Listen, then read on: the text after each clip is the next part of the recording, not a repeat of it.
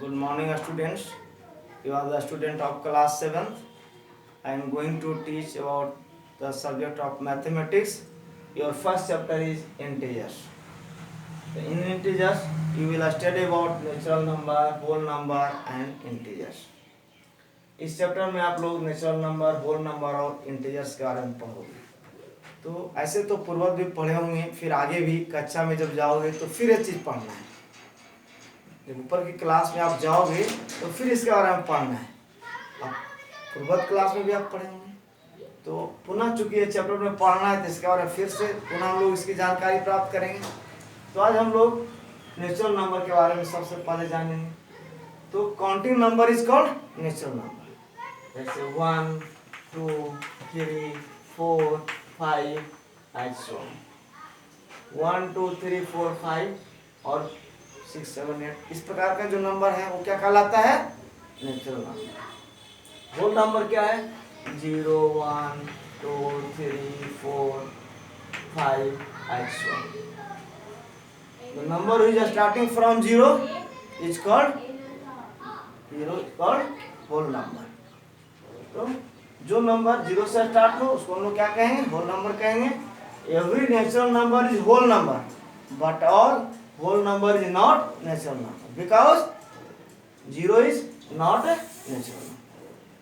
सारा natural number whole number हो सकता है, लेकिन सारा होल नंबर नेचुरल नंबर नहीं हो सकता है, क्योंकि 0 जो है वो होल नंबर में आता है और 0 से स्टार्ट होता है होल नंबर और नेचुरल नंबर 1 से स्टार्ट होता है। अब नेक्स्ट हम लोग पढ़ेंगे इंटीजर्स के बारे में। तो -3, -2, -1, 0, 1, 2, 3 इस प्रकार का जो नंबर है वो क्या कहलाता है? इंटीजर्स कहलाता है। -3, -2, -1, 0, 1, 2, 3। तो इसमें ये क्या आप देख रहे हो? इसमें दो प्रकार के इंटीजर्स है, पॉजिटिव और नेगेटिव। तो यहाँ -3, -2, -1 क्या हुआ? नेगेटिव इंटीजर्स, और 1, 2, 3 क्या हुआ? Positive integers. अब यहाँ 0 है। 0 कैसे इंटीजर्स है? तो 0 नॉर नेगेटिव नॉर पॉजिटिव, ना तो ये नेगेटिव में आता है ना पॉजिटिव में आता है। यहाँ -3, -2, -1 नेगेटिव इंटीजर्स हुआ और 1, 2, 3 पॉजिटिव इंटीजर्स हुआ। ये हम लोग इंटीजर्स के बारे में पढ़े। अब नेक्स्ट इस चैप्टर में पढ़ना है हम लोग को properties of addition of integers. इसके प्रॉपर्टीज के बारे में पढ़ेंगे। इंटीजर्स में किस किस प्रकार का प्रॉपर्टीज है। तो पहला प्रॉपर्टीज है क्लोजर प्रॉपर्टी ऑफ एडिशन। जैसे 5 + 4 = 9। तो यह कैसा प्रॉपर्टी हुआ? क्लोजर प्रॉपर्टी हुआ। 3 + 2 = 5 कैसा प्रॉपर्टी हुआ? Closure property of addition. Second हम लोग पढ़ेंगे commutative law of addition. Commutative law of addition इसमें क्या जानेंगे? तो इसका प्रॉपर्टीज होता है a + b = b + a। That means 4 + 5 = 5 + 4। तो 4 + 5 = क्या हुआ? 9, और 5 + 4 = क्या हो गया? 9। तो 9 = 9। दैट मीन्स दोनों क्या हुआ? इक्वल है नंबर। तो ये जब प्रॉपर्टीज हुआ ये कम्यूटेटिव लॉ ऑफ एडिशन कहलाता है। इस प्रॉपर्टीज को हम लोग क्या कहेंगे? Commutative law of addition. Second. Third के बारे में जानेंगे associative law of addition. Associative law of addition. Associative law of addition में क्या जानेंगे? इसमें होता है एसोसिएटिव लॉ ऑफ एडिशन में a + b + c = a + b + c। That means जैसे 4 + 5 + 3 is equal to 4 + 5 + 3। That means क्या हुआ? 4 + 5 को हम ऐड करेंगे तो क्या होगा? 9। इधर क्या है? +3 इज इक्वल टू क्या है? 4 प्लस ब्रैकेट में जो दिया हुआ उसको ऐड करेंगे तो 5 + 3 क्या हो गया? 9। तो क्या हो गया? 9 + 3 12 इज इक्वल टू 12। तो इस तरह का जो प्रॉपर्टीज हुआ इसको हम लोग कहते हैं एसोसिएटिव लॉ ऑफ एडिशन। इस प्रकार का प्रॉपर्टीज क्या कहलाता है? Associative law of addition. अब आगे नेक्स्ट पढ़ना है हम लोगों को, नेक्स्ट पढ़ना है existence of additive identity. A plus zero equal to zero plus a equal to a. कोई भी नंबर, जैसे 4 लेते हैं तो 4 को यदि हम जीरो से ऐड करते हैं तो इसको क्या कहेंगे, जीरो प्लस 4 इक्वल टू क्या आएगा, 4 ही आएगा। 4 plus zero equal to zero plus 4 equal to 4। तो यह कैसा प्रॉपर्टीज हुआ एडिशन का, एडिशन ऑफ इंटीजर्स का कैसा प्रॉपर्टीज हुआ, ये हुआ existence of additive identity. Next पढ़ना है existence of additive inverse. Next क्या पढ़ना है, एक्सिस्टेंस ऑफ एडिटिव इनवर्स। इसमें क्या होता है, इसका रूल है a plus minus a equal to minus a plus a equal to 0। जैसे एग्जाम्पल के तौर पर 4 plus minus 3 is equal to 4 plus minus 4 is equal to minus 4 plus 4 is equal to 0। Plus 4 है, ये 4 किस में, प्लस में, तो 4 plus minus 4 is equal to minus 4 plus 4 is equal to 0। अब इसमें कैसे आप जानते हो क्यों 0 आया, तो ये 4 है, प्लस माइनस क्या हो जाता है, माइनस, क्या हो गया 4, ठीक है। अब यहाँ पे क्या हो गया, माइनस 4 प्लस 4, तो माइनस 4 में प्लस 4 को घटाएंगे तो क्या आ जाएगा 0, और 4 माइनस 4 भी क्या आ गया 0, यानी 0 इक्वल टू 0।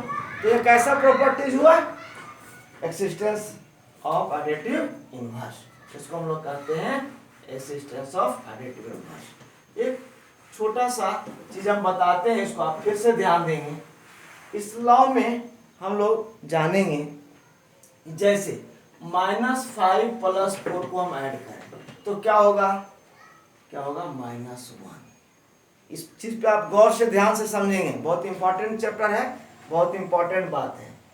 एक अंक क्या है, निगेटिव में और एक पॉजिटिव में, तो यदि एक डिजिट निगेटिव हो और दूसरा पॉजिटिव हो और ऐड करना हो तो संख्या क्या होगा, संख्या को घटाएंगे और नंबर माइनस में होगा कि प्लस में, कैसे हम जानेंगे, तो यदि डिजिट माइनस में ज्यादा है तो आंसर माइनस में आएगा, यदि डिजिट प्लस में ज्यादा है तो आंसर प्लस में आएगा। जैसे -5 प्लस 4 इक्वल टू क्या होता है, -1। यहाँ आप क्या करेंगे, एक माइनस और एक प्लस है, डिजिट को क्या करेंगे, घटाएंगे, तो 5 में से 4 गया तो क्या हुआ 1। अब 1 माइनस में होगा कि प्लस में, इसको जानेंगे।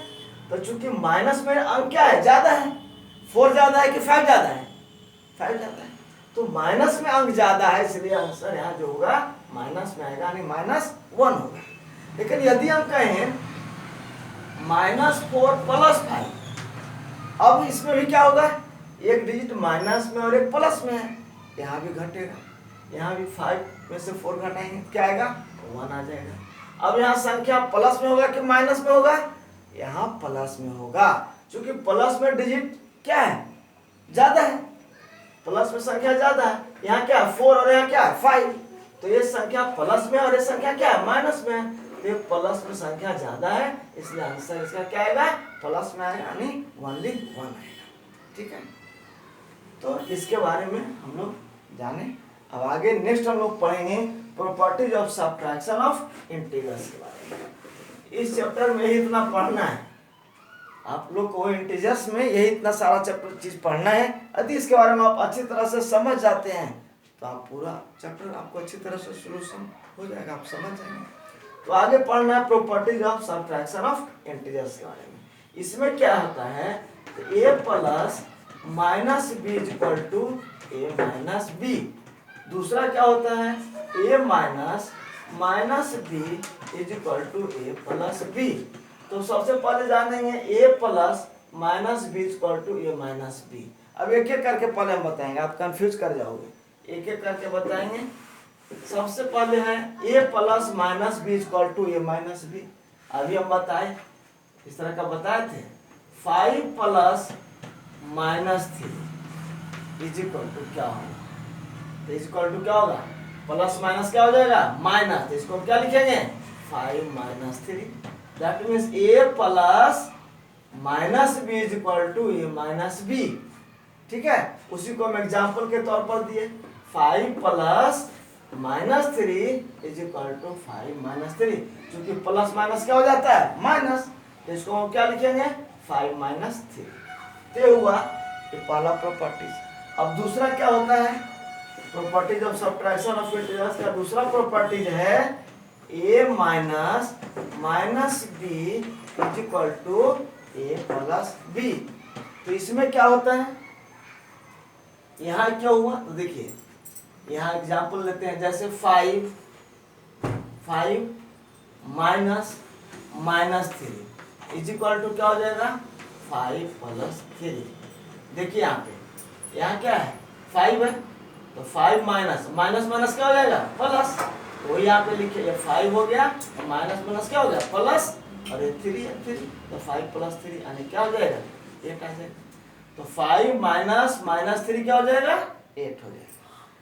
तो अच्छी तरह से मैं समझता हूँ कि आप लोग समझ गए होंगे।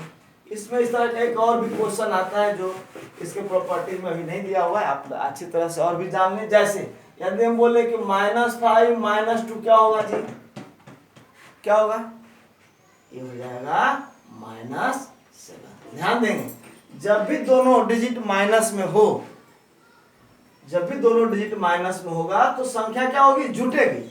5 प्लस 2 जुट के क्या हो गया 7, और आंसर किस में आएगा माइनस में, यानी -7।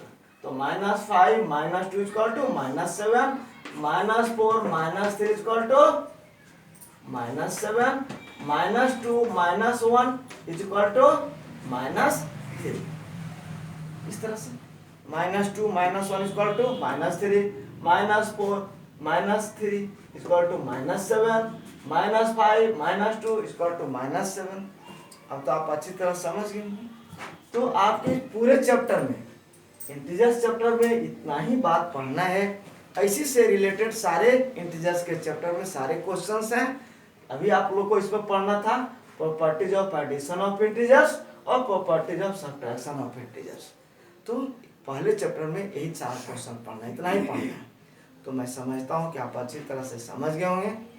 अब आपके बुक में सारे क्वेश्चंस जो हैं चैप्टर का वो सारे अच्छी तरह से आप बनाएंगे। और जैसा कि बार बार बता रहे हैं कि जैसे ही विद्यालय खुलेगी आपका कॉपी चेक किया जाएगा और ये सारे क्वेश्चंस बने होने चाहिए। इस बीच में बनाने के दरमियान यदि कोई क्वेश्चन में कोई प्रॉब्लम होता है तो आप मुझे सूचित करें, मैं उसको पुनः फिर आपको बताने का प्रयास करूँगा।